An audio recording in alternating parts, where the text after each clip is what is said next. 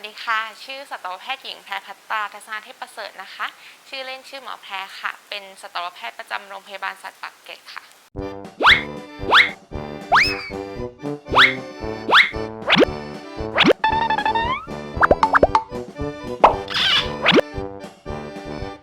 ก่อนที่จะพูดถึงการตั้งท้องเนี่ยเราก็ต้องรู้ก่อนว่าฤดูการผสมของเขานะคะเป็นยังไงบ้างในสุนัขค่ะโดยส่วนใหญ่เนี่ยฤดูการผสมของเขามันจะมีวงรอบของเขาก็คือเขาจะเป็นสัตว์ประมาณทุก6 เดือนหรือว่าประมาณปีละ2 ครั้งนะคะโดยที่ลักษณะของอาการเป็นสัตว์ของเขาเนี่ยเราจะสังเกตเห็นได้ว่าเขาอาจจะเริ่มมีอวัยวะเพศบวมแดงนะคะหรือว่าถ้าบางคนอาจจะบอกว่าเขาเหมือนมีประจำเดือนให้เราเห็นสักประมาณโดยเฉลี่ย9 วันนะคะแล้วหลังจากนั้นพอเลือดเริ่มจางลงนะคะเขาจะเริ่มมีอาการยอมให้ผสมช่วงนั้นจะเป็นช่วงที่ตัวผู้จะสามารถผสมได้แล้วก็มีโอกาสผสมติดมากที่สุด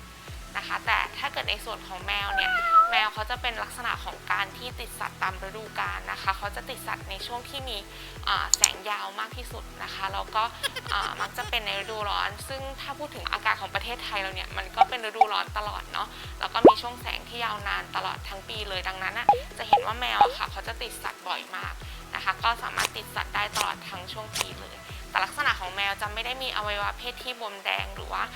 มีเลือดออกเหมือนในสุนัขนะคะแต่ลักษณะเขาจะเหมือนกับพฤติกรรมเปลี่ยนไปอาจจะคลอเคลียเจ้าของมากขึ้นอะไรแบบนี้ค่ะไปอาจจะลองลูบตรงบริเวณก้นของเขาแล้วก็จะเห็นว่าก้นมันจะโด่งๆขึ้นถ้าเกิดว่าเขาตั้งท้องเนี่ยโดยส่วนใหญ่ในแมวค่ะจะตั้งท้องโดยเฉลี่ยประมาณ65 วันหรือว่าประมาณ52-74 วันหลังจากที่ถูกผสมไปแต่ส่วนในสุนัขค่ะน้องจะตั้งท้องโดยประมาณ58-72 วันนะคะหลังจากที่ผสมทีนี้อาการที่จะบ่งบอกว่าเขาตั้งท้องค่ะเราอาจจะเริ่มเห็นเขามีอาการที่ผิดปกติไปตั้งแต่ประมาณ 3-4 สัปดาห์ที่ตั้งท้องนะคะอาจจะเริ่มจากดูเหมือนกับเต้านมเริ่มขยายใหญ่ขึ้นนะคะดูหงุดหงิดอารมณ์เสียง่ายเหมือนคนท้องเลยบางตัวอาจจะติดเจ้าของมากขึ้นเริ่มคลอเคลียเจ้าของมากขึ้นนะคะบางตัวช่วงท้ายๆเขาอาจจะเริ่มเหมือนกับดูซึมๆอาจจะไม่ค่อยอยากนอนไม่ค่อยอยากขยับตัวนะคะหรือว่ามีสารคัดหลั่งเป็นเมือกไหลออกมาจากอวัยวะเพศก็ได้ในช่วงท้ายๆเลยของการตั้งท้องทีนี้ค่ะถึงแม้เราจะมั่นใจว่าสัตว์ของเราเนี่ยท้องแน่ๆแล้วแต่ว่าหมอก็อยากแนะนำให้พามาตรวจสักหน่อยหนึ่งรอสักประมาณ35 วันอันนี้เราจะเริ่มอัลตราซาวด์เห็นตัวลูกแล้วเราจะได้รู้ว่าลูกแข็งแรงหรือยังมีพัฒนาการถึงช่วงไหนสามารถคาดคะเนวันคลอดได้นะคะแล้วก็ถ้าสักประมาณ45 วันนะคะหลังจากที่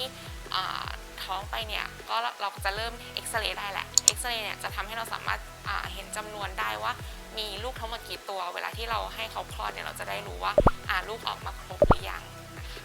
คือในช่วงท้ายๆในช่วงที่จะใกล้คลอดเนี่ยอยากให้ลองวัดอุณหภูมิจากการที่วัดตรงก้นของเขานะคะสักวันละ2 ครั้งเช้าเย็นเพื่อที่เราจะได้รู้ว่าอุณหภูมิโดยปกติของเขาอยู่ที่ประมาณเท่าไหร่เพราะว่าพอช่วงสักประมาณ12-24 ชั่วโมงก่อนที่จะคลอดนะคะถ้าเกิดว่าอุณหภูมิลดลงมาอยู่ในช่วง97-98 องศาฟาเรนไฮต์นะคะแสดงว่าในอีก12-36 ชั่วโมงเนี่ยเขาจะใกล้คลอดแล้วดังนั้นเราจะได้คาดได้ว่าถ้าเกิดไม่คลอดในช่วงเวลาที่กำหนดไว้อาจจะต้องดูแลเขาว่าเขามีภาวะคลอดยากหรือเปล่าจะแบ่งหลักๆออกเป็น3 ระยะนะคะคือระยะที่1จะเป็นระยะที่กำลังเริ่มเบ่งนะคะพอเบ่งปุ๊บเข้าระยะที่2ก็คือเริ่มคลอดออกมานะคะเวลาที่คลอดเนี่ยนับจากการที่เริ่มเบ่งควรที่จะคลอดภายใน2 ชั่วโมงนะคะแล้วพอคลอดตัวแรกออกมาปุ๊บตัวถัดไปค่ะควรจะคลอดในสักประมาณครึ่งชั่วโมงถึง1 ชั่วโมงเราลองดูถ้าเกิดภายใน2 ชั่วโมงยังไม่คลอดเลยหรือว่าคลอดตัวถัดไปห่างมากกว่าที่หมอกำหนดไว้แสดงว่าเขาอาจจะเริ่มมีภาวะคลอดยากหรือมีภาวะที่เหมือนมดลูกเริ่มล้าและอันนี้เราก็ต้องลองดูว่าจะต้องให้รีบพามาหาหมอหรือเปล่าแต่ถ้าเกิดคลอดได้สำเร็จเรียบร้อยดีค่ะภายใน 6-24 ชั่วโมงทุกตัวต้องคลอดออกมาครบนะคะ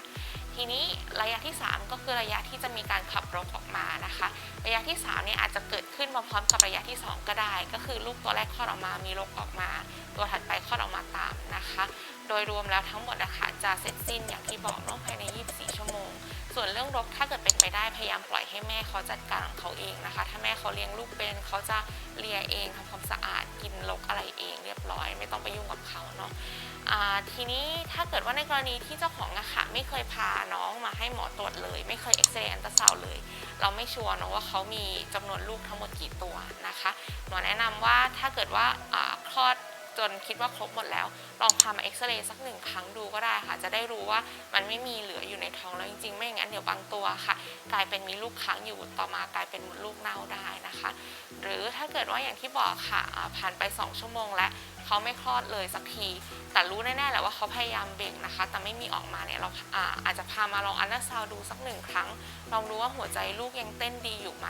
ถ้าหัวใจลูกเริ่มเต้นช้านั่นหมายความว่าหมออาจจะต้องรีบให้เข้าผ่าตัดเพื่อช่วยคลอดด่วนแหละไม่อย่างนั้นเนี่ยเดี๋ยว